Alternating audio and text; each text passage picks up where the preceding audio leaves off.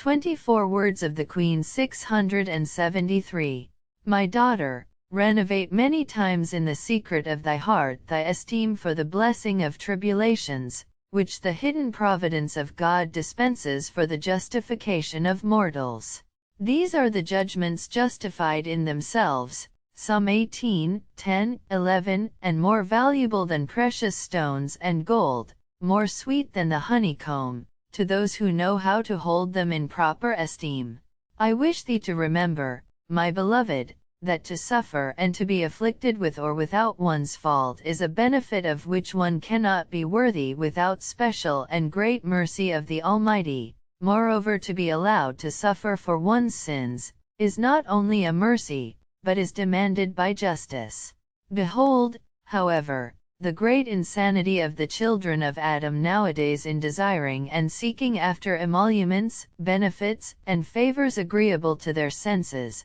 and in sleeplessly striving to avert from themselves that which is painful or includes any hardship or trouble. It would be to their greatest benefit to seek tribulations diligently even when unmerited, yet they strive by all means to avoid them even when merited, and even though they cannot be happy and blessed without having undergone such sufferings. 674 When gold is untouched by the furnace heat, the iron by the file, the grain by the grinding stone or flail, the grapes by the winepress, they are all useless and will not attain the end for which they are created. Why then will mortals continue to deceive themselves, by expecting, in spite of their sins, to become pure and worthy of enjoying God, without the furnace or the file of sorrows? If they were incapable and unworthy of attaining to the crown and reward of the infinite and eternal good when innocent,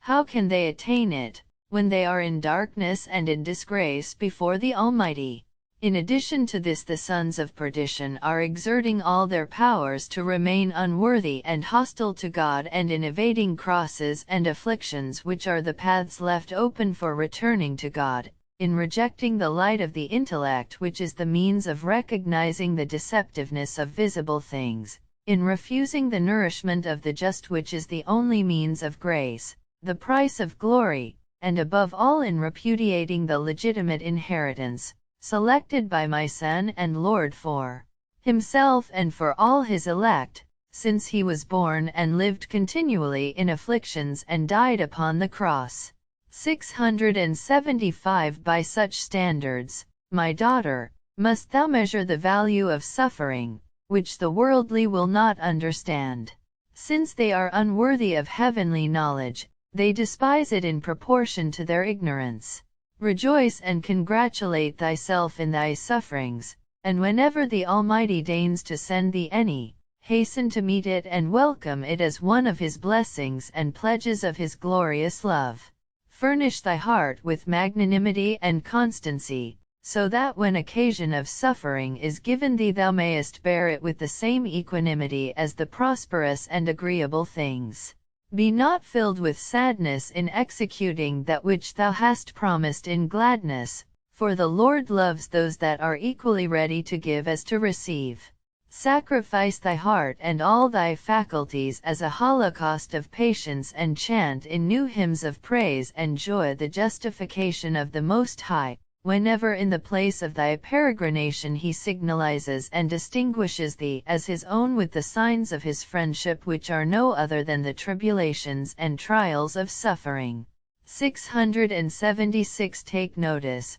my dearest, that my most holy Son and myself are trying to find among those who have arrived at the way of the cross, some soul, whom we can instruct systematically in this divine science, and whom we can withdraw from the worldly and diabolical wisdom, in which the sons of Adam, with blind stubbornness, are rejecting the salutary discipline of sufferings. If thou wishest to be our disciple, enter into this school, in which alone is taught the doctrine of the cross and the manner of reaching true peace and veritable delights. With this wisdom the earthly love of sensible pleasures and riches is not compatible, nor the vain ostentation and pomp, which fascinates the blear-eyed worldlings, who are so covetous of passing honors, and so full of ignorant admiration for costly grandeur. Thou, my daughter, choose for thyself the better part of being among the lowly and the forgotten ones of this world.